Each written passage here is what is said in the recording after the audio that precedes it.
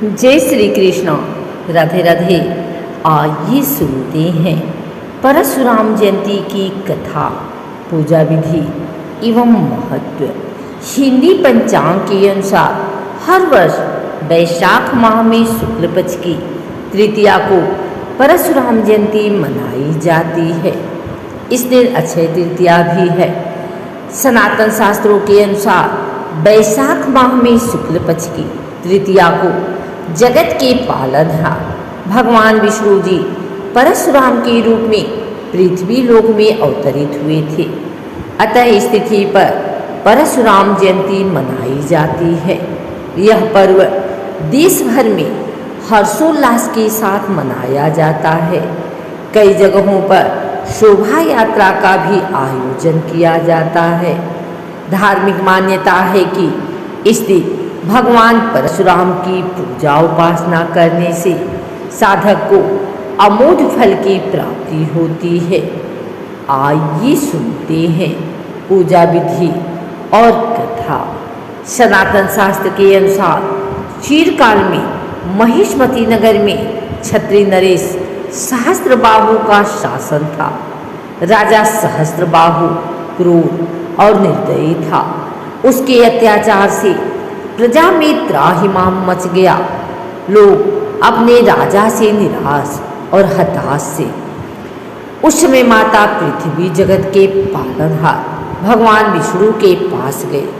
माता पृथ्वी के आने का औचित्य श्री हरि को पूर्व से ज्ञात था।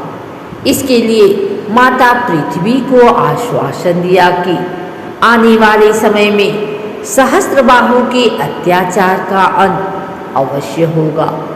जब जब किसी अधर्मी द्वारा धर्म पतन करने की कोशिश की जाती है, उस समय धर्म स्थापना के लिए मैं जरूर अवतरित होता हूँ।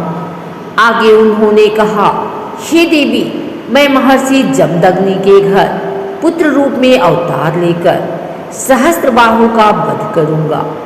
आगे चलकर वैशाख माह में शुक्ल पक्ष की तृतीया को जगत के पालनहार विष्णु जी परशुराम रूप में अवतरित हुए। कालांतर में परशुराम भगवान ने क्षत्रिय नरेश सहस्त्रबाहु का वध कर पृथ्वीवासियों को सहस्त्रबाहु के अत्याचार, भय और आतंक से मुक्त किया। उस समय भगवान परशुराम के क्रोध को महर्षि ऋचिक ने शांत किया था।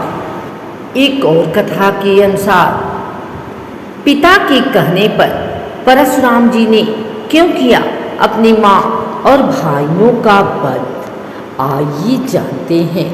परशुराम जी की जयंती वैशाख मास में शुक्ल पक्ष तृतीया को मनाई जाती है। इस पावन दिन को अक्षय तृतीया कहा जाता है। वैशाख मास के शुक्ल पक्ष की तृतीया पर भगवान विष्णु के अवतार परशुराम का जन्म हुआ था। भगवान परशुराम भार्गव वंश में जन्मे भगवान विष्णु के छठे अवतार हैं। उनका जन्म त्रेता युग में हुआ था। माना जाता है कि इस दिन किया गया दान पुण्य कभी क्षय नहीं होता।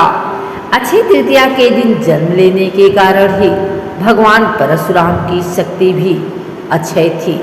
इतना ही नहीं, इनकी गिनती तो महर्षि वेदव्यास, अश्वत्थामा, राजा बलि, हनुमान, विभीषण, कृपाचार्य, ऋषि मार्कंडेय सहित उन 8 अमर किरदारों में होती है, जिन्हें कालांतर तक अमर माना जाता है। उनके पिता का नाम जमदग्नि और माता का नाम रेणुका था। पौराणिक ग्रंथों में वर्णित है कि भगवान परशुराम अत्यंत क्रोधी स्वभाव के थे। इनके क्रोध से देवी देवता भी थरथर कांपते थे। धार्मिक मान्यता के अनुसार एक बार परशुराम ने क्रोध में आकर भगवान गणेश का दांत तोड़ दिया था। वही पिता के कहने पर उन्होंने अपनी मां को भी मार दिया था। इस दिन भगवान विष्णु के परशुराम अवतार की पूजा करने से शौर्य, कांति एवं ऐश्वर्य प्राप्ति होती है। शत्रुओं का नाश होता है। श्री विष्णु अवतार भगवान परशुराम पराक्रम के प्रतीक माने जाते हैं।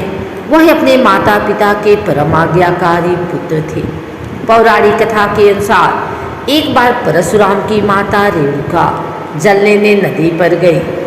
वहां उन्होंने गंधर्वराज चित्ररथ को जल में अप्सराओं के साथ देखा और कुछ देर वहीं ठहर गई। उस समय माता रेणुका के मन में विकार उत्पन्न हो गया था। अचानक उन्हें याद आया कि उनके पति के हवन का समय हो रहा है और वो तुरंत जल लेकर घर पहुंची। जमदग्नि ऋषि ने अपने तपोबल से अपनी पत्नी का मानसिक व्यभिचार जान लिया। उन्होंने परशुराम से बड़े अपने 3 पुत्रों को आज्ञा दी कि वो अपनी माता का वध कर दें, लेकिन किसी ने भी इससे पाप समझकर अपने पिता की बात नहीं मानी। अंत में ऋषि ने परशुराम को अपनी माता का वध करने की आज्ञा दी। साथ ही उन्होंने कहा कि अपने भाइयों का भी वध कर दो, क्योंकि इन्होंने मेरी आज्ञा का पालन नहीं किया। परशुराम ने पिता की आज्ञा का पालन करते हुए अपनी माता और भाइयों का वध कर दिया। पुत्र की पितृभक्ति देख जमदग्नि ऋषि प्रसन्न हुए और उन्होंने परशुराम से वर मांगने को कहा।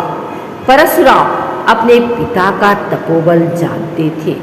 उन्होंने अपने पिता से अपनी माँ और भाइयों को पुनर्जीवित करने का वरदान मांगा।